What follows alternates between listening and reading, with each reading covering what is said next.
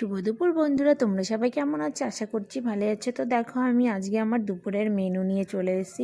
নিয়েছি দুটো মোরলা মাছ ভাজি আর হচ্ছে লাল শাক ভাজি। লাল শাকটা আমি রসুন আর কাঁচা লঙ্কা ফোড়ন দিয়ে ভেজেছি। লাল শাক মাঝে মধ্যেই আমাদের বাড়িতে হয়, সেটা তোমরা অবশ্যই জানো। তো দেখো, লাল শাক দিয়ে ভাত মেখে একটু একটু করে খেয়ে নিচ্ছি। আর মোরলা মাছ ভাজি দিয়ে ভাত খেতে তো খুবই ভালোই লাগে। তারপরে দেখো, এখন নিয়ে নেব আমি হচ্ছে গিয়ে পেঁয়াজ কলি আর আলু দিয়ে মোরলা মাছের একটা গা মাখা ঝোল। আর এই তরকারিটাও কিন্তু খুব ভালো হয়েছিল। তারপরে দেখো, ভাত মেখে আমি একটু একটু করে খেয়ে নেব। আর তোমাদের কার বাড়ি কী মেনু হয়েছে আমাকে জানিও কমেন্টে।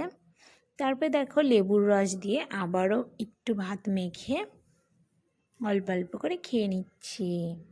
আর মাছগুলো কিন্তু পুরো ফ্রেশ ছিল। আর এমন ছোট মাছ খেতে পছন্দ করে না এমন মানুষ কিন্তু খুবই কমই আছে আমাদের মধ্যে। তো দেখো, আমি মাছগুলো এমনি এমনি খেয়ে নিচ্ছি। তারপরে দেখো, এটা দিয়ে আমার খাওয়া কমপ্লিট হলো। তারপরে তরকারিটা আমি নিয়েছি, এটা নিয়ে নিয়েছি সেই মোরলা মাছ, পেঁয়াজ টমেটো কাঁচা লঙ্কা দিয়ে গা মাখা একটা ঝোল। সেটা দিয়েও অল্প ভাত মেখে নিলাম। তারপরে একটু একটু মাছ ভেঙে অল্প অল্প করে খেয়ে নেব। আর এরকম ছোটো মাছের তরকারি হলে কিন্তু আর কিছু চাই না। তারপরে দেখো, লেবুর রস দিয়ে আবারও আমি ভাত মেখে অল্প অল্প করে খেয়ে নিচ্ছি মাছ দিয়ে ধরে ধরে।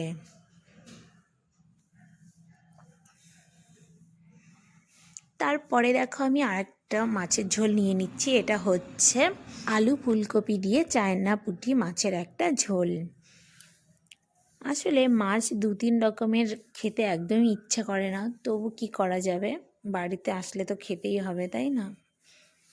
তবে দেখো, এই তরকারিটা দিয়ে আমি ভাত মেখে অল্প অল্প করে মাছ দিয়ে ধরে ধরে খেয়ে নেব।